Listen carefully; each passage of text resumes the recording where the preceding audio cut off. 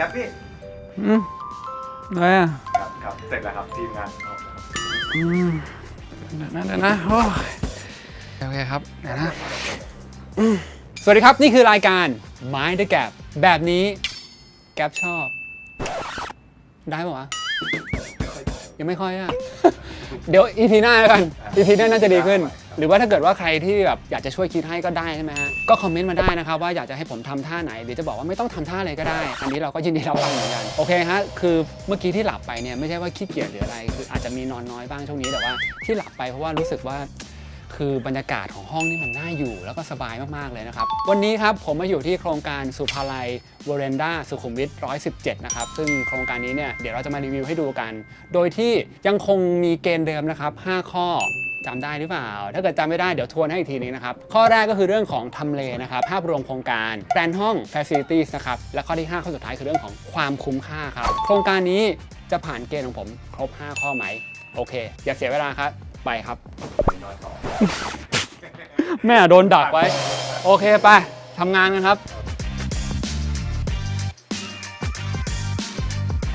สุภาลัยวเรนด้าสุขุมวิท117เนี่ยนะฮะเขามีสโลแกนว่าอิสระกับชีวิตที่เลือกได้บนถนนสุขุมวิทครับนี่เป็นคอนโดที่ออกแบบมาเพื่อตอบโจทย์คนที่อยู่อาศัยในเมืองจริงๆนะฮะที่นี่ครับเป็นคอนโดไฮไลท์สูง34ชั้นนะครับแล้วก็อยู่ใกล้กับรถไฟฟ้ามากๆคุณสามารถจะเดินทางไปไหนมาไหนได้สะดวกสบายเลยไม่ต้องกังวลว่า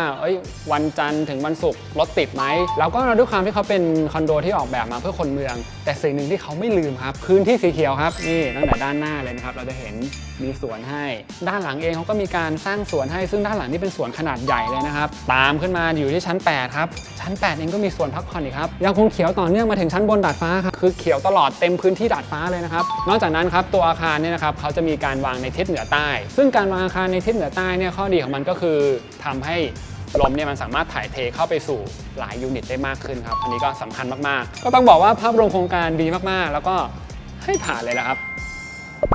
บตอนนี้ผมก็พาทุกคนมาดูยูนิตของโครงการกันบ้างนะครับซึ่งที่นี่เนี่ยเขาจะมีห้องทั้งหมด4 type นะครับ type แรกก็คือเป็น type studio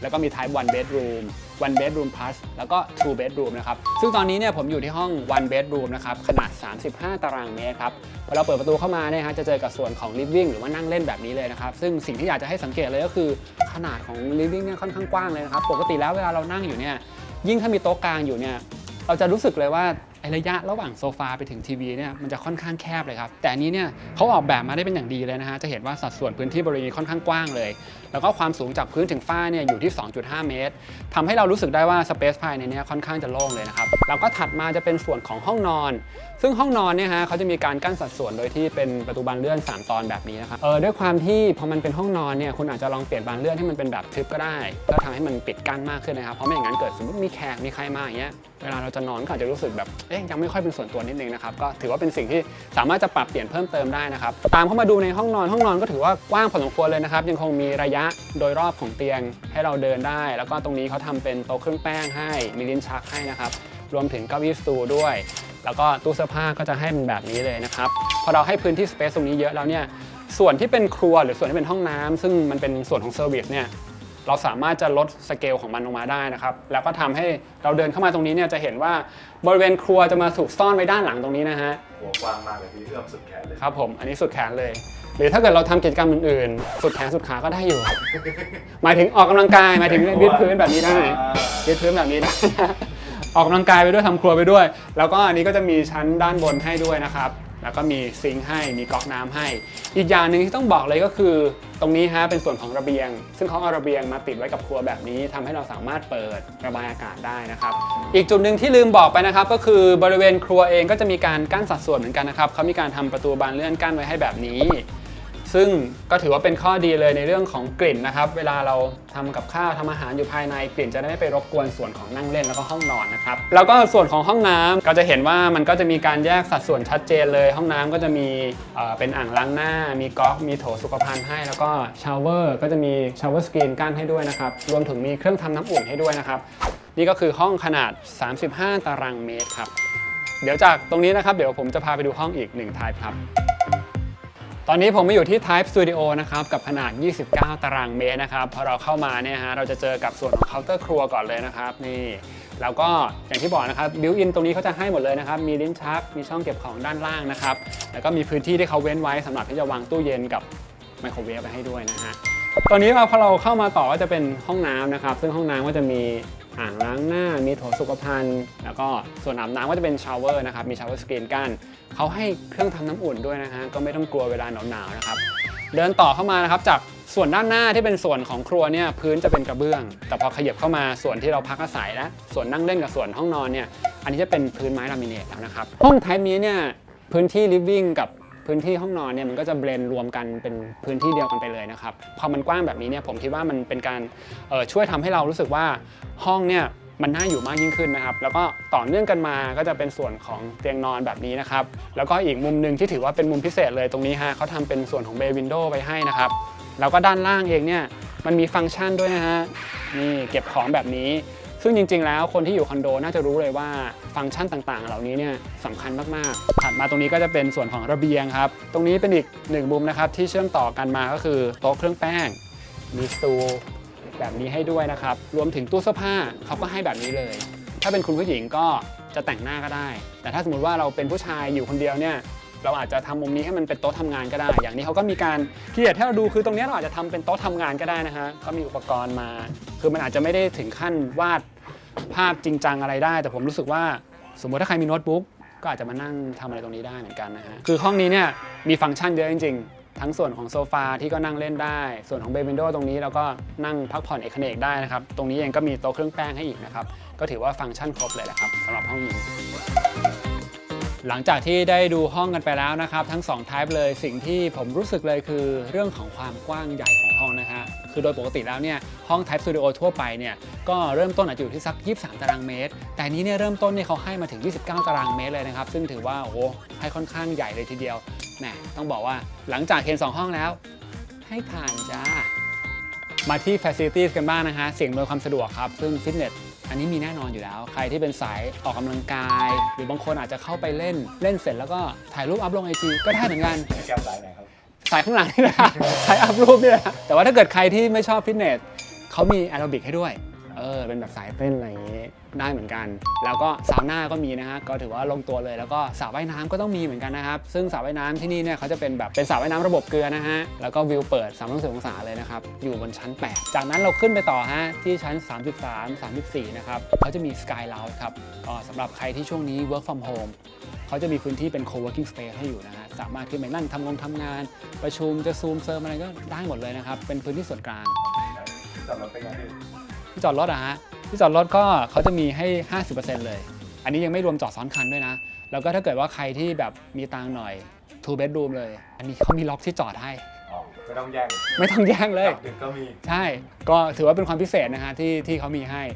มาถึงเรื่องความปลอดภัยบ้างนะครับก็เขาจะมี CCTV ติดให้โดยรอบเลยนะครับแล้วก็จะมีลิฟต์ล็อกชั้นแล้วก็จะมีระบบป้องกันอัคคีภัยด้วยนะฮะไฟไหม้นี่ไม่ต้องห่วงเลยไม่ต้องมีรอพอเลยมียาม24 ชั่วโมงเลยตลอดเหมือน7-Eleven เลยฮะยามคอยดูแลอยู่นี่ก็คือ facilities นะครับหรือว่าสิ่งอำนวยความสะดวกทั้งหมดซึ่งแม่มันครบครันขนาดนี้ฮะดีกว่านี้ไม่ได้แล้วล่ะครับผ่านครับผมตอนนี้ก็อยากจะพูดถึงเรื่องทำเลบ้างนะฮะซึ่งต้องบอกว่าเป็นทีเด็ดของโครงการนี้เลยนี่มองไปข้างนอกนี่เห็นไหมฮะอะไรเห็นไหมถนนถูกต้อง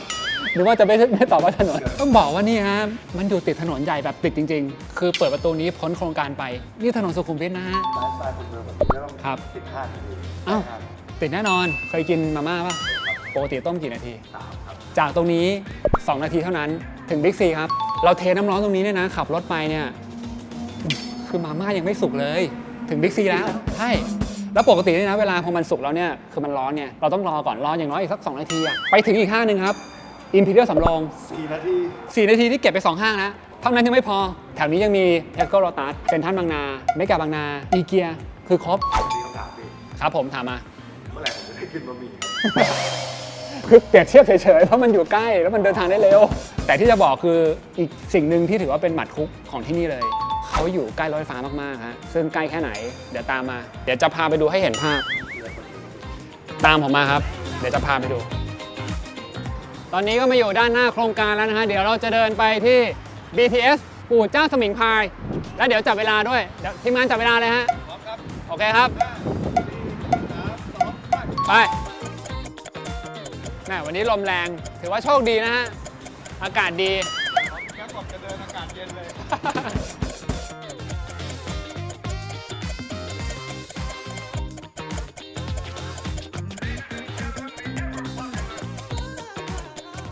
ปู่เจ้านี่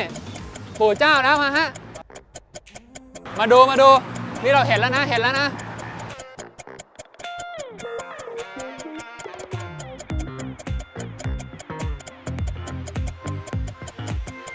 มาแล้วนี่เริ่มเห็น นี่เห็นเล็บแล้วนะครับ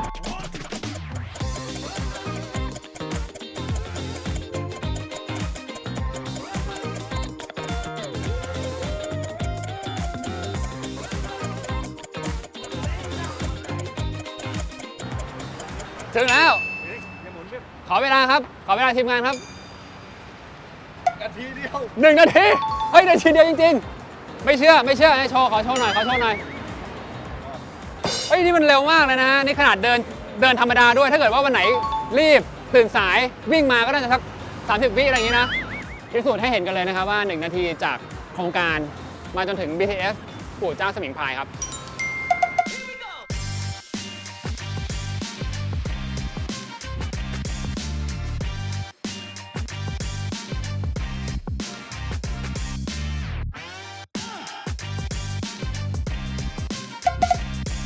จาก BTS ปู่เจ้าสมิงพรายนะครับ ตอนนี้ผมพาทุกคนมาอยู่ที่นี่ฮะ นี่คือร้าน Destination สุขุมวิท Cafe and Restaurant ครับผม นี่หลายๆคนอาจจะงงนะ เฮ้ยแถวนี้มีร้านบรรยากาศดีแบบนี้ด้วยเหรอ ร้านนี้เนี่ยไม่ได้มีแค่คาเฟ่นะฮะเขามีการเอาบ้านเก่ารีโนเวทแล้วทำเป็นร้านอาหารด้วย แล้วเมื่อกี้ผมก็เดินลึกเข้าไป เห็นไม่มีใครห้ามก็เดินเข้าไปด้านหลังมีก๊าซเฮาส์เลยครับ ซึ่งอันนั้นเนี่ยเป็นพื้นที่สำหรับจะจัดงานแต่งงานได้ ก็ถือว่าเป็นพื้นที่ที่อยู่ใกล้โครงการมากๆ ถ้าเกิดว่าใครมานะแล้วก็เช้าอาจจะมากินกาแฟหาเครื่องดื่มกิน พบรักแล้วก็ไปแต่งงานเพื่อน แต่งงานได้เลยเดินไปข้างหลังได้เลย แล้วก็หรือถ้าเกิดเย็นๆหิวข้าวก็แวะมากินข้าวที่นี่ก่อนก็ได้แล้วก็ค่อยกลับไปที่คอนโดเราแล้วก็เมื่อกี้ตอนที่เรานั่งรถไฟฟ้าผ่านมาเนี่ยก็จะเห็นว่ามันมีพิพิธภัณฑ์ช้างเอราวัณใครที่เป็นสายมูก็ไปไหว้ได้ ผมรู้สึกว่าเรื่องทำเลนอกจากว่ารถไฟฟ้ามันสะดวกสบายแน่นอนอยู่แล้ว ก็ต้องบอกว่าทำเลก็ผ่านเหมือนกันครับโอเคนะฮะก็วันนี้ถือว่าครบเรียบร้อยแล้วครับเดี๋ยวผมขอไปจัดการขนมกับช็อกโกแลตก่อนแล้วกันนะ ที่อยู่ที่เหลือข้อ เหลืออีกเหรอ เหลือยังไม่หมด อ๋อนึกว่าจะได้ไปชิลแล้วโอเคฮะลืมไปว่าเหลืออีก1 ข้อก็คือเรื่องของความคุ้มค่านั่นเองนะครับก็ต้องบอกว่าทั้งหมดที่พาไปดูนะฮะโครงการนี้เริ่มต้นเท่าไหร่รู้ไหมฮะ 1.77 ล้านเท่านั้นฮะโอ้ได้ฟังราคาแล้วเป็นไงฮะขนลุกกันหมดเลยราคาเป็นไงฮะต้องถือว่าเริ่มต้นถูกมากๆเลยนะฮะแล้วก็ใครที่สนใจก็สามารถจะเป็นเจ้าของได้คือแค่นี้ก็คุ้มจนไม่รู้จะคุ้มยังไงแล้วนะครับแต่ว่ายังไม่หมดเพียงเท่านี้นะครับขอย้อนให้ฟังนิดนึงว่าสิ่งที่เราจะได้ในห้องเนี่ยมีอะไรบ้างเริ่มจาก wallpaper นะฮะมีให้แล้วก็พวก built-in โต๊ะตู้เตียงต่างๆก็มีให้นะครับเครื่องทำน้ำอุ่นก็มีให้นะครับแอร์ก็มีให้เหมือนกันนะครับแล้วนอกจากนั้นก็มีอีก1 สิ่งนะคะที่ทางโครงการเนี่ยเขาใส่ใจเป็นรายละเอียดเล็กๆนะครับก็คือเรื่องของกระจกครับเขาจะให้เป็นกระจกตัดแสง UV นะครับซึ่งก็ลดความร้อนที่จะเข้ามาสู่ภายในห้องเราแล้วก็ช่วยประหยัดพลังงานด้วยครับคือซื้อมาด้วยราคา 1.77 ล้านเนี่ยมันก็ว่าคุ้มแล้วนะครับแต่พอเราเข้ามาอยู่เองประหยัดพลังงานเข้าไปอีกฮะโอ้โหต้องบอกว่ามันคุ้มหลายต่อมากๆเลยนะครับก็ต้องให้ผ่านแล้วฮะคุ้มค่าขนาดนี้นะฮะก็ต้องบอกเลยว่าโครงการนี้เนี่ยเหมาะกับคนที่เป็นหนุ่มสาวออฟฟิศทำงานในเมืองนะครับแล้วก็สามารถที่จะเดินทางได้สะดวกเลยอีกอย่างหนึ่งเลยก็คือใครที่มองเรื่องของการลงทุนอยากจะปล่อยเช่าผมว่าก็เป็นทำเลหนึ่งที่ก็มีศักยภาพนะฮะแล้วก็น่าจะปล่อยเช่าได้เป็นอย่างดีเลยนะครับสุดท้ายโครงการนี้เนี่ยนะคะเขาก็พร้อมเสร็จให้เข้าอยู่ได้ต้นปี 65 นะครับใครที่พร้อมแล้วจริงๆไม่ต้องรอถึงตอนนั้นนะอยากให้มาจองมาซื้อกันได้เลยครับตั้งแต่ตอนนี้เลย EP นี้ขอตัวไปก่อนนะครับเดี๋ยว EP หน้า My The Gap จะพาไปดูโครงการไหนก็อย่าลืมติดตามชมกันนะครับฝากกดไลค์กดแชร์ Subscribe กดกระดิ่งที่ช่องสุภาลัยด้วยนะครับผมขอตัวไปจัดการครัวซองกับช็อกโกแลตก่อนนะครับไปแล้วครับ